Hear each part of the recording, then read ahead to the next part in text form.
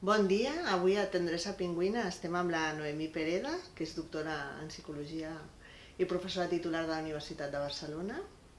És també directora del grup de recerca en victimització infantil i adolescent Grèvia i la seva especialitat és el tractament de l'abús sexual infantil, un tema complex, difícil de parlar-ne, que continua sent un tabú. Sí, totalment. El tema de l'abús sexual és un tabú social. És un tema molt important, és complex, com deies, però realment quan comences a treballar veus que aquest tabú fa que moltes vegades sigui més difícil encara de poder tractar les víctimes perquè hi ha com un rebuig social a reconèixer aquesta forma de maltractament infantil. I a tu, a Noemí, què t'hi porta a treballar aquest tema tan difícil? M'agrada aquesta pregunta, de fet, perquè penso que tots hem de pensar una mica què ens porta a treballar per poder aprendre de la nostra pròpia motivació. Quan jo vaig començar psicologia tenia molt clar que voldria treballar amb infants. És un àmbit que sempre m'ha agradat i realment tenia clar que volia treballar amb nens i conforme passaven els anys vaig tenir encara més clar que volia treballar amb els nens que necessitessin més de la intervenció d'un professional, en el meu cas de la psicologia. Llavors, quan estava a tercer de carrera, vaig fer una estada d'Erasmus al Regne Unit. Vaig tenir professors que treballaven el tema de l'abús sexual, que aquí pràcticament no es treballava en cap assignatura, segueix sense treballar-se cap assignatura. I realment vaig pensar que eren els nens que necessitaven més ajuda en aquell moment. Per mi van ser els nens que necessitaven més ajuda per part d'un psicòleg. Aleshores vaig decidir que treballaria segur amb aquest col·lectiu. I realment he tingut la sort de poder adreçar tota la meva carrera cap aquí, o sigui, estic contenta. Penso que són nens que necessiten que perdem la por també nosaltres, els professionals, a aquest tema i que realment ajudem amb tot el que puguem perquè necessiten molta ajuda. Ara deies tu que encara no hi ha cap assignatura, no?, dedicada a l'abús sexual infantil. Creus que hi ha consciència social de la magnitud dels abusos sexuals que pateixen els infants? Mira, no. Porto treballant, des de l'any 99 col·laboro amb la Fundació Vicky Bernadet, que és una fundació que treballa directament amb víctimes d'abús sexual infantil, a part de la meva carrera acadèmica en l'àmbit.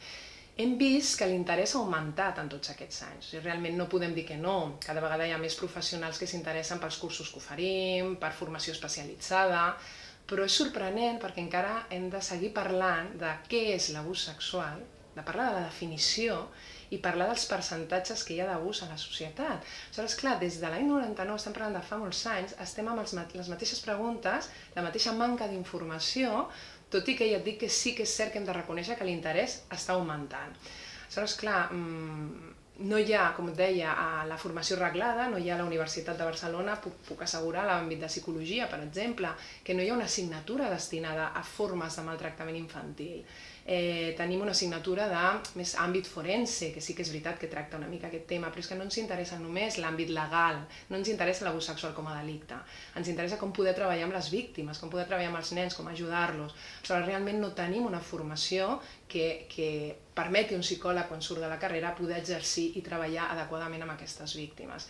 Aleshores, realment estem en un moment, com et dic, d'interès, però encara manca de formació i d'informació general sobre aquest tema. En un dels teus treballs, que hem tingut l'oportunitat de llegir, exposes que gran part dels abusos que pateixen els infants es donen en la família nuclear o en la família extensa, que entenem que és la xarxa que hauria de tenir cura dels infants. A què creus que és degut? El tema de la família, clar, jo penso, sempre dic, un dels problemes de l'abús sexual és que toca 3 pilars socials, no? Toca l'àmbit de la sexualitat, que és un tema que ja per si mateix genera tabú, toca l'àmbit de la infància i del mite de la infància feliç. Els nens han de ser feliços, necessitem com a adults creure que la infància és un moment idíl·lic i de felicitat absoluta, i toca el tema de la família, la família com a protectora. El que s'ha demostrat és que, això se'n diu la paradoxa de la violència familiar, és que la família és el lloc més protector per a un infant, alhora que és el lloc més perillós per a un infant, perquè els nens estan en la família. De fet, les formes de maltractament, per exemple, que estem parlant, l'abús sexual, passen dins d'aquest nucli familiar. Passen dins d'aquest nucli familiar perquè és l'accessibilitat que tenen els adults cap als infants. Clar, els nens no estan en el carrer, no estan poden estar en una escola, sí que és cert, però tenen menys accés les persones que volen abusar d'un nen que les persones que estan dins la família. Llavors és una qüestió d'accessibilitat cap a aquests infants, d'abús d'autoritat, d'abús de poder. Pensem que l'abús sexual no és només, ni molt menys, el més important és l'àmbit de la sexualitat, és l'àmbit de l'abús de la relació de confiança, de saber que aquest nen no parlarà perquè t'estima, perquè teniu un vincle, perquè realment tu ets una figura rellevant per ell. Llavors és tan psicològic l'abús sexual que en el fons moltes vegades quan parlo amb els alumnes els dic oblideu-vos de la part sexual perquè la part sexual de l'abús sexual és una petita part. O sigui, realment és l'eina, és com si diguéssim, és la forma de poder abusar, utilitzar el sexe.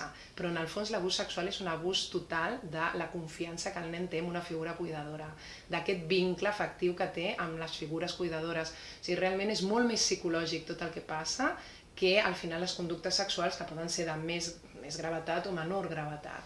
Socialment tenim la visió de l'abús sexual com una violació on hi ha molta violència, on el nen queda ferit. Aquesta no és la realitat de l'abús sexual. La realitat de l'abús sexual és un procés de manipulació on un adult, en aquest cas un adult que té una relació de confiança amb el nen, pot aprofitar aquesta posició per anar exigint al nen mantenir relacions cada vegada amb més, on no sempre arriben a penetració, en molts casos sí, al llarg de molts anys.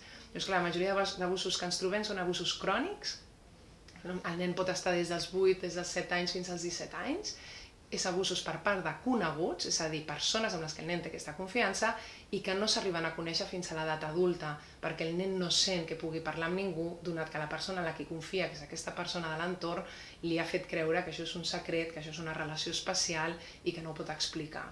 Llavors, aquesta és la realitat de l'abús sexual i no moltes vegades el que apareix als mitjans de comunicació, que és aquesta violació d'un nen per part d'un desconegut que apareix greument ferit en un parc. Aquesta no és la realitat de l'abús sexual, aquesta és una part de l'abús sexual, però la gran majoria de casos són, com bé deies, membres de la família, persones que tenen un poder sobre aquest nen, perquè l'abús sexual en si mateix és un abús de poder. El que passa és que, com et deia, hi ha el sexe com a una conducta per poder violentar aquest nen, per poder victimitzar aquest nen. Aquesta és una mica la idea de l'abús. Molt dur. És així a totes les societats? Sí, el que ens estem trobant, bàsicament del que tenim, perquè també és cert que no tenim estudis de totes les societats, parlem sobretot de societat occidental, Canadà, Estats Units, Europa, ens trobem amb uns percentatges que oscil·len entre un 10 i un 20% de la població. Aquests percentatges sempre generen una gran alarma. Jo no penso que s'hagin de prendre com a alarma, però tampoc els podem negar. De fet, el Consell d'Europa ha fet una campanya fa molt poc que es diu One in Five, és un de cada 5. És a dir, un de cada 5 nens pateix a Europa abús sexual infantil, és a dir, està reconegut fins i tot per la Comissió Europea. Espanya segueix exactament el mateix percentatge, és a dir, hem trobat percentatges que, com us he dit, van d'un 10% dels nois a un 20% de les noies. Sempre hi ha 2 noies per cada noi víctima d'abús.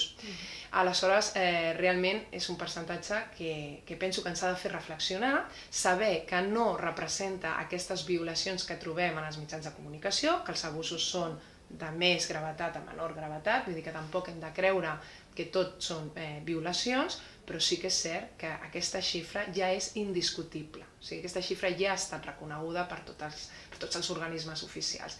Encara al nostre país es posa en dubte. Vull dir que realment això que em deies del tabú, doncs aquestes xifres quan es mostren, moltes vegades jo intento ser molt discreta quan em pregunten per xifres, però és que aquest 10-20% està tan reconegut, s'ha repetit en tants estudis que hem fet a Espanya també, que realment no es pot discutir. Llavors ara el que hem de fer és què podem fer amb aquest percentatge, i realment com podem disminuir aquest percentatge de víctimes. Les persones que han estat abusades d'infants tenen por davant de la maternitat i de la paternitat? Molta. De fet, ens trobem amb 2 tipus. El moment de la maternitat, sobretot de la maternitat, és molt important per a les víctimes d'abús sexual. Hi ha com 2 tipus de prototipus de víctimes d'abús sexual, que després, naturalment, enmig trobaríem tot un gran percentatge de persones, però hi ha mares sobreprotectores, realment tan protectores que acaben fent un mal al nen, perquè el nen necessita també la seva llibertat i necessita poder sortir i poder estar amb altres adults. Són mares que tenen molta por a deixar els nens, per exemple, a persones cuidadores que no siguin de la seva màxima confiança. i després tenim un altre percentatge de víctimes que no han superat l'abús sexual i que són mares molt negligents. Llavors són mares que estan tan focalitzades en el dolor que elles han patit que moltes vegades aquests nens queden en una posició de risc i es repeteix el que s'anomena el cicle de la violència o el cicle de l'abús sexual. Mares víctimes d'abús sexual que tenen fills o filles que pateixen abús sexual. Aquesta és una dada que es troba també en tots els estudis, és difícil d'explicar i una de les hipòtesis és aquesta. Si tu estàs tan malament a nivell emocional com per no haver superat la teva pròpia experiència, no tens les conductes cuidadores que tindries si realment fossis una mare que no hagués patit abús sexual i hagués superat aquesta experiència. Llavors realment alguns d'aquests nens estan en posicions d'alt risc, per això veiem aquest cicle de la violència. Generalment no és així. Això és una minoria. La majoria de víctimes d'abús sexual poden tenir una maternitat normalitzada, però sí que és cert que han de treballar aquesta experiència, perquè la maternitat, si no posa en qüestionament i realment genera molts dubtes, si posa un altre cop, com si diguéssim, en el present de la víctima l'experiència que va patir en el passat. Llavors és important que treballin aquesta experiència abans de la maternitat. Molts cops els pares ens alarmem davant de l'experiència, sobretot si l'experiència és propera, si sabem d'algú de l'escola o del barri o un familiar o un veí. Quines eines podem tenir de prevenció els pares i mares d'aquest infant? Les eines són les eines que serveixen pràcticament per tot i realment és que no hi ha més. Una de les eines principals és la comunicació. O sigui, que el nen pugui dir als seus pares, pugui explicar als seus pares que algú li ha preguntat per el que sigui, li ha demanat que es tregui la roba, li ha demanat un petó, o sigui, realment que hi hagi una comunicació fluida, perquè el que s'ha vist és que els nens ho expliquen d'alguna manera. Quan hi ha abús sexual, és cert que no el detectem en la infància, tristament el detectem en l'edat adulta, però també és cert que les víctimes adultes expliquen que de petits d'alguna manera ho van explicar. El que passa és que ningú els va creure, o no hi tenien la suficient confiança amb els pares com per poder donar tota la informació que tenien. Jo penso que la comunicació és clau. Comunicació que implica poder parlar de sexualitat, de sexoafectivitat en aquest sentit, perquè moltes vegades, naturalment, l'abús sexual no comença amb una conducta sexual, sinó amb aquesta manipulació afectiva que comentàvem. Jo penso que és important que hi hagi aquesta comunicació, perquè si no els nens és que els tenim totalment aïllats amb un adult que sap el que està fent, que sap com manipular-lo i que sap que a més la base de l'abús sexual és aquest secret. Aleshores hem de poder trencar aquest secret d'alguna manera. Hi ha un altre punt important que és el reconeixement dels drets del nen, que el nen sàpiga que té uns drets i que pot dir que no a l'adult. Això costa molt com a pares, perquè suposa un risc que el nen et pugui dir que no davant conductes que hauria de dir que sí. Però és cert que hem de treballar sobretot en l'àmbit afectiu. Hi ha un llibre, un conte per nens petits, molt bonic, fet pel Ministeri de Asuntos Sociales, que es diu Ni un besito a la fuerza. Aquest conte és un conte molt senzill i es basa en que els nens poden decidir si volen donar un petó o no a l'adult. En la nostra cultura s'ha considerat una cultura d'alt risc per l'abús sexual en aquest sentit, perquè és una cultura on hem barrejat l'educació amb l'afectivitat. És a dir, al nen no li diem només dona les gràcies, li diem dona les gràcies i fes-li un petó a aquesta senyora. Això no és així, o sigui, el nen ha de ser educat, però no tenim per què forçar-lo a la seva afectivitat a la qual té dret i pot decidir si vol donar un petó a aquesta senyora o no. Aleshores, el missatge que estem enviant és que quan un adult et demana un petó, tu com a nen has de dir que sí, perquè entra dins del que els teus pares t'han ensenyat. És un llibre que es basa en una idea molt senzilla, com t'estic dient, però que realment s'ha vist que és clau en l'abús sexual. Perquè pensa que si aquest nen l'has educat perquè pugui decidir sobre el seu afecte, sobre els seus petons, si un adult li demana un petó i li exigeix, aquest nen anirà a explicar-t'ho. I dirà, escolta, la meva mare em va dir que jo no tenia per què donar petons a un adult si no volia. Llavors això és clau, perquè generalment els abusos sexuals no comencen amb una conducta sexual tan evident, sinó que comencen amb conductes com un petó que el nen no sap ni tan sols que té dret a dir que no. Aleshores, per trencar aquesta desigualtat entre la manipulació afectiva de l'adult i l'obediència i submissió del nen, és molt important, per exemple, començar a trencar aquesta relació, que és una cosa molt bàsica al nostre país i que ja et dic que el Ministeri fa anys que va fer aquest llibre per justament trencar aquesta idea. El nen ha de ser educat, però no cal que el forcem a ser afectuós, perquè el nen si és afectuós, a més, ja sabem que ho és, i quan vol ser afectuós ho és. doncs si no ho vols ser no el forcis, perquè això és l'inici, en molts casos, de no saber dir que no a un adult davant conductes afectives. No? I per les mares i pares de nens que se sàpiga mentre són nens, no? que han patit l'abús i que m'imagino doncs, que sentiran, entre moltes altres coses, doncs, culpa, no? En excés, no? Una responsabilitat, una incapacitat per separar-se del que va passar. Què els aconselleu? És molt important. Mira, el que podem dir als pares és que si l'abús es detecta en un moment primerenc, a la infància, no té per què tenir unes greus conseqüències en el nen. En el que sí té greus conseqüències eren els pares. I moltes vegades ens hem dedicat a treballar amb els nens, quan els nens hi ha vegades que no necessiten teràpia en aquell moment. O sigui, hi ha molts infants que després d'haver patit abús sexual, en el moment que això ja no passa, que estan a casa seva amb una mare que els dona suport, amb un entorn normalitzat, aquest nen no presenta símptomes. Llavors hi ha molts pares que tenen una mena d'obsessió en que el nen vagi a teràpia. Jo moltes vegades els dic, no, és que el nen no ho necessita, el nen està bé. I a més portar-lo a psicoteràpia sempre pot ser victimitzar-lo novament, perquè el nen no està preparat en aquell moment per treballar temes que potser en l'adolescència ja vindran. Qui sí necessita parlar són els pares. Llavors el que necessitem amb una víctima d'abús sexual és que els pares estiguin forts i que realment sàpiguen el que és l'abús, que realment no tinguin fantasmes respecte a l'abús sexual. Per exemple, fantasmes com si el meu nen ha patit abús es convertirà en un abusador. Aquesta és una falsa creença, la tenen molts pares. Llavors, com a pare, imagina't, a més, tenir aquest pes. Llavors, tot això sí que jo penso que els pares sí que han d'anar a buscar ajuda especialitzada. No? Hi ha fundacions a tot Espanya, hi ha una a Barcelona, saps? La Fundació Vicky Bernadet, hi ha a les Illes Balears la Fundació Rana. O sigui, hi ha fundacions especialitzades en treballar amb aquest tema. Jo penso que és important en aquestes fundacions perquè a més poden veure altres pares que també han viscut la mateixa experiència. I ja et dic, no centrar-nos tant en que si el nen necessita o no psicoteràpia, perquè generalment és que no. Generalment el nen torna a la normalitat. Això no vol dir que a l'adolescència, repeteixo, torni a haver una crisi i hagin d'afrontar-la en el moment que toca, com totes les històries, falses creences, pors, sentiment de culpa, etc. que tenen els pares. Llavors, clar, per un pare el sentiment de culpa és, imagina't, no?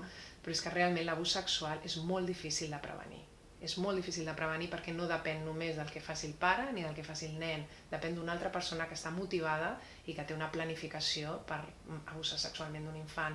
Llavors no podem assumir aquesta culpa de cap manera perquè això a més ens destrueix i no ajuda al nostre nen. Llavors penso que és important que es treballin totes aquestes idees errònies en els pares. És principal pel benestar del nen, al final. I ara un tema molt més delicat. Què aconselleu a una mare quan l'abusador del nen és el seu pare i la seva parella? Clar, bàsicament, el que sí aconsellem, nosaltres no entrarem en si s'ha de divorciar, no s'ha de divorciar, quina és la decisió que ha de fer com a parella. El que sí hem de dir-li és que ha de notificar aquest cas ella a les autoritats. Per què poso èmfasis en això? Ho podem fer nosaltres com a professionals, és obvi. Perquè la seva filla o fill sí que voldrà saber qui va protegir-la, qui va notificar. El que passa amb les mares de víctimes d'abús és que veuen a les víctimes com els nens que són. No els estan projectant en el futur. Jo sempre els faig l'exercici de dir, imagina't la teva filla d'adolescent. Imagina't-la d'adolescent rebel. Imagina't-la preguntant-te per què no la vas protegir, per què no vas notificar tu, per què va haver de ser una professional, que no era una persona de l'entorn, qui va haver de posar aquesta denúncia. Llavors, és molt important per a les mares, sobretot parlo de les mares, el tema de poder projectar. Llavors, no sabem quin tipus de fill tindrem a l'adolescència, quan és petit, però el que sí sabem és que les víctimes d'abús sexual adultes, en els estudis que hi ha i en els casos que veiem, acaben d'alguna manera, quan fan un bon treball terapèutic, un bon treball personal, perdonant, no diria la paraula, justificant, em costa trobar una paraula en castellà, però la idea és que acaben entenent d'alguna manera que la figura de l'abusador era un malalt o era una mala persona, acaben trobant una explicació, això. El que no troben explicació i danya la relació per sempre és una mare que no protegeix. Llavors penso que això és clau. Si realment estàs en aquesta situació, has de saber que el pare abusador, al final, la nena o el nen, acabarà d'alguna manera acceptant que aquest va ser el seu pare i donant-li una explicació. el que no podrà entendre mai és com una mare, que no és una malalta, que no és una mala persona, no la va protegir quan era aquest el seu paper. Llavors és una de les claus principals quan tenim mares que dubten, perquè és lògic, venen mares que et pregunten, tinc dubtes, no sé què fer, doncs molt important projectar. O sigui, projecta't en el futur i digue'm si tens una explicació per la teva filla, perquè te la preguntarà, o sigui, realment t'ho dirà, perquè creixerà, serà una adulta i sabrà que tu no vas fer el paper que et tocava com a mare. Llavors penso que per salvaguardar la relació mare-filla és molt important que la mare actuï amb la responsabilitat de figura protectora que té per sobre de parella de qui sigui. Molt interessant. Abans ho has comentat i en els teus treballs en parles d'infants que no presenten símptomes i d'infants que són resilients. Ens expliques una mica? Sí. El concepte de resiliència és un concepte, de fet ja el coneixíem, però no va tenir nom fins fa molt poc temps. El concepte de resiliència ve a dir que hi ha una interacció sempre entre el que et passi, sigui tan dolent com sigui, i moltes variables que tens tu, tant personals com de l'entorn. O sigui, la resiliència, més que una capacitat que tenen algunes persones de resistir esdeveniments negatius, s'està veient, és més un conjunt de factors de protecció que té cada persona individualitzats. Llavors, el que et ve a dir és que realment els esdeveniments en si mateixos, ni tan sols l'abús sexual, són en si mateixos desestabilitzadors. És a dir, l'abús sexual et posa en una posició del risc per malestar psicològic, del risc per molts problemes. Però s'ha vist que hi ha uns altres factors que compensarien aquest risc. Compensarien aquest risc, ja et dic, tant factors personals, com per exemple tenir una bona capacitat d'adaptació als canvis que hem d'ensenyar als nostres fills, ser flexible, que això és molt important també, no tenir sentiment de culpa davant d'una situació d'aquest tipus, tenir una alta autoestima. S'ha vist que això protegeix a les víctimes, factors de l'entorn, tenir un suport social, per suposat, però sobretot suport de la teva família. Llavors, quan aquests factors interactuen amb la situació d'abús, alguns nens no acaben desenvolupant problemes psicològics i realment aquests nens són la majoria. És a dir, que l'abús sexual és un factor d'amenaça, seria com una amenaça que el que fa és interactuar i posar en marxa tots aquells recursos protectors que tu has anat adquirint al llarg de la teva infància. Llavors, realment ens trobem que molts nens no presenten el malestar que a priori podríem creure que hauria de presentar una víctima d'abús sexual. Sobretot quan pensem amb la gent del carrer, que veu l'abús sexual com la pitjor experiència que pot passar-te a la vida, i realment és així. La gent ho veu així, quan parles amb víctimes et diuen no, la pitjor experiència va ser quan va morir la meva mare, que era la meva figura de suport, que em va ajudar a superar l'abús sexual. Llavors te n'adones de la relativització que fan moltes víctimes i que no podem posar un plus de gravetat en un esdeveniment des d'una visió totalment errònia, perquè és la víctima qui amb aquestes variables interactuarà. Llavors, la resiliència nosaltres l'entenem des d'aquesta perspectiva, més de factors de protecció, perquè llavors és quan podem treballar-la. Fins fa poc temps, la resiliència es considerava més aquesta capacitat de l'ésser humà. Clar, quan intentàvem mesurar-la, ens costava, perquè dèiem, hi ha persones que la tenen, hi ha persones que no la tenen, això vol dir que de forma determinística algunes persones mai seran resilients, no és cert. Dependrà d'aquesta interacció, llavors podem treballar-la, podem treballar l'autoestima, podem treballar el sentiment de culpa, podem treballar el suport de la família. Llavors és quan molts més nens poden ser resilients al final de tota aquesta experiència. I l'abús sexual no genera malestar psicològic en totes les víctimes. De fet, si fos així, tindríem entre un 10 i un 20% de la població greument afectat. Això no és real. O sigui, realment no és cert. Tenim estudiants universitaris, persones que han fet naturalment la seva vida totalment integrada, no presenten problemes psicològics. Això no vol dir que no hagin hagut de passar un dol, perquè tota experiència dolorosa suposa que la persona ha de poder confrontar-se amb aquesta experiència, fer un treball personal i superar-la. Això no vol dir que no sigui necessari, naturalment també és necessari amb els nens que han patit abús sexual. Aquest dol el faran en l'adolescència. Per això et deia abans, l'adolescència és un moment difícil per a les víctimes d'abús sexual. És quan comencen a entendre què és la sexualitat, què és el que ha passat aquí, què són les relacions familiars, què suposa, comparar-se amb altres famílies que són més protectores. Llavors aquí és on ve la crisi. Però si aquesta crisi se supera, i en la majoria de casos és així, tristament, en la majoria de casos sense recursos especialitzats perquè no els tenim, és a dir, només amb la capacitat personal d'aquesta víctima, realment podem tenir un adult totalment integrat i sense cap mena de problemàtica, diferent de les problemàtiques que tenim tots els altres.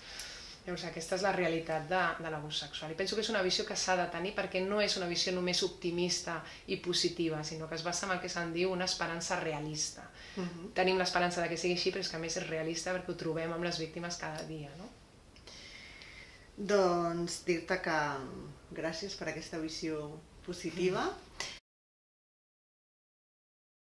Per mi, el record de la meva infantesa, que guardo com un tresor, definitivament qualsevol tarda a casa dels meus avis, amb la meva germana, eren tardes com màgiques. Tenien un pis que a mi em semblava molt gran, perquè era petita, amb un corredor molt llarg, i realment els meus avis estaven totalment pendents de nosaltres, llegíem contes, ballàvem, escoltàvem música, la meva àvia jugava amb nosaltres. Jo vinc d'una família que els dos pares treballaven, amb la qual cosa aquest espai no el teníem. Llavors, els divendres a la tarda, i crec que alguns caps de setmana, jo recordo els divendres a la tarda que per mi són com molt especials, perquè és com màgia, perquè realment anàvem a casa dels meus avis i qualsevol moment amb els meus avis és tresor. Els avis són molt importants. Sí, la meva família segur, perquè realment ho han sigut. Sí que ho són. De la meva mare he après... La meva mare és molt sociable, molt més que jo. Llavors, realment he après molt la importància de les relacions socials, perquè moltes vegades som molt més introvertida i a mi m'agradaria estar a l'ordinador treballant tot el dia i no haver-me de relacionar pràcticament, no? I realment la feina que tinc he de fer-ho, no? I he de participar en activitats com aquesta, i he de fer classe, etc. Llavors, la meva mare és una dona extravertida que realment m'ha ensenyat molt a ser molt educada, a valorar el suport social, la xarxa. És molt important a la nostra feina els contactes. M'ha ajudat molt a poder obrir-me davant de tot això que potser naturalment no ho hagués fet. És una dona molt discreta també, llavors saber mesurar una mica les paraules i realment he après com molt aquesta part més social que sense ella sí que segur que seria molt pitjor del que soc ara, en aquest sentit. Bueno, jo crec que ho ha fet bé, Sí? Sí. El meu pare és un gran treballador, ha après honestedat, capacitat de superació, té una capacitat de superació enorme, és un home que va venir d'una petita aldea gallega i que realment ha treballat moltíssim perquè les seves filles tinguessin estudis, fins i tot l'orgull de les arrels, l'orgull de saber que vens d'una família treballadora, que ha anat superant-se, penso que és fonamental. És un home molt honrat, molt honest, la sinceritat davant de tot, molt de cara. Jo realment, sí, el meu pare en aquest àmbit també m'ha ajudat moltíssim. Estic pensant més en l'àmbit de la feina, però en el fons és en la meva vida personal també. També. Sí. Bon record i un dolent, perquè em van canviar d'escola quan tenia 12 anys i això va ser dur. Aprofito per dir-ho perquè realment com a nena vam canviar de població i vam haver de canviar a una altra escola. Això em va ajudar a obrir-me, això també és cert. A la meva escola potser hagués estat encara més introvertida perquè ja estava en el meu entorn, haver de canviar d'escola, fer nous amics, etc. Tot i que va ser un factor de risc, parlaríem d'una inflexió que va generar al final que millorés en molts aspectes socials. I tinc bon record, vaig tenir bons professors, bon record de l'escola, molts amics. I dels amics de la infantesa? Bons amics. És cert que vaig perdre molts al canviar-me d'escola, vaig haver de fer nous, alguns mantinc, però clar, vaig perdre molt el contacte amb els que eren els de l'escola de primària, EGB, que era en aquell moment, l'escola primària. Però sí, tinc bons amics, penso que soc bona amiga també, m'agrada. Sí, penso que és molt important el tema de l'amistat i a vegades quan som adults el perdem, no? Els nens tenen molt més amics, parlen molt més amb els amics i realment nosaltres quan arribem a l'edat adulta a vegades ens quedem amb el tema família nuclear i poc més, no? Doncs no, faig aquí una defensa de l'amistat perquè realment és important. Més que jocs, no perquè jo era una bona nena, paradeta, però després a l'adolescència vaig tenir el meu moment de rebeldia i això sí que et puc dir que a l'adolescència anar amb moto i amb cotxes, amb persones que deies, no era el moment, ni era la forma, o sigui, realment no estaven pendents de si hi havia senyals de trànsit, no. Realment el risc de l'adolescència, que es parla en teoria en psicologia, de que l'adolescent no pensa en la mort, penso que és totalment real. O sigui, Ho has viscut tu, ho he no? viscut i caminant, fins i tot que a vegades... Jo visc a un poble, i visc al mateix poble que vaig viure quan ens vam traslladar amb la meva família, i veus el camí pel que anava de nit, que tornava de casa una amiga, i dic, però Déu meu, anava per un camí fos, sense cap problema, o sigui, no hi ha aquesta por al perill, no? Llavors és important treballar-ho abans, tot i que sabem que anem en contra perquè l'adolescència en si mateix suposa que no hi hagi aquest perill, que no hi hagi aquesta visió, però penso que els pares hauríem de fer una mica d'èmfasi perquè sí, el tema de l'adolescència és més complicat, que més un joc de risc, que no tant perquè realment no jugava tant amb temes físics i tal, sí. Recordo molt Heidi i Candy Candy, que eren com dos dibuixos però que em feien tanta pena que els recordo malament. Tothom ha plorat. De veritat, no, però és que penso que no sé qui va fer aquells dibuixos ni quina era la intenció, però a mi com a nena jo teníem com melancolia després de veure aquells dibuixos, penso, és que tinc un record negatiu, o sigui, tinc un record com de Déu meu, quin drama, nenes orfes, i tot el tema de la pèrdua, es treballava com molt, bueno, no es treballava, es posava molt en evidència en aquell moment, no? I a mi, no sé si és que soc molt empàtica, però realment a mi aquests dibuixos m'afectaven molt, o sigui que els recordo però no en positiu. Tots els llibres de Los Cinco, per exemple, Los Cinco. Després hi havia una altra col·lecció que es deia Puck, que era una nena també adolescent, bueno, no sé si era adolescent, però que investigava, o sigui, totes aquestes col·leccions m'encantava. De detectius. Sí, el tema de detectius. De fet, ara m'he dedicat a l'àmbit més de la criminologia, perquè tot i estar a psicologia estic a criminologia i veig que aquest tema ja m'agradava de petita, si investiga coses i fets d'aquest tipus, sí. Molt bé, doncs moltíssimes gràcies. A vosaltres. I ha estat molt interessant entrevistar-te. Moltes gràcies i de fet us felicito perquè necessitem que hi hagi material que realment eduqui respecte a aquest tema a la població, material que no dongui un altre cop les falses creences que ja estan tan establertes, amb la qual us agraeixo molt que m'hàgiu entrevistat. Bé, Gràcies.